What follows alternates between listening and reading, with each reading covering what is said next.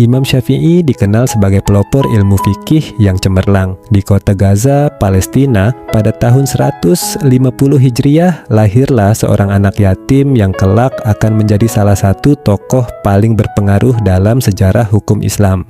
Anak itu bernama Muhammad bin Idris yang lebih dikenal sebagai Imam Syafi'i. Meskipun lahir dalam keadaan yatim, Imam Syafi'i tumbuh menjadi seorang anak yang cerdas dan bersemangat dalam belajar. Ia menghafal Al-Quran pada usia yang sangat muda dan kemudian mulai mempelajari hadis dan berbagai cabang ilmu agama lainnya. Imam Syafi'i memiliki daya ingat yang luar biasa dan kemampuan bahasa yang fasih. Ia dikenal sebagai seorang orator yang ulung dan mampu menjelaskan konsep-konsep hukum yang rumit dengan cara yang mudah dipahami. Perjalanan ilmu Imam Syafi'i membawanya ke berbagai pusat keilmuan di dunia Islam, termasuk Mekah, Madinah, dan Baghdad. Di sana, ia belajar dari banyak ulama terkemuka pada masanya, termasuk Imam Malik bin Anas. Ia sangat menghormati Imam Malik dan mengambil banyak ilmu darinya. Imam Syafi'i dikenal sebagai seorang ulama yang inovatif dan memiliki pemikiran yang orisinal. Ia berhasil menggabungkan metode berpikir yang rasional dengan dalil-dalil agama yang kuat.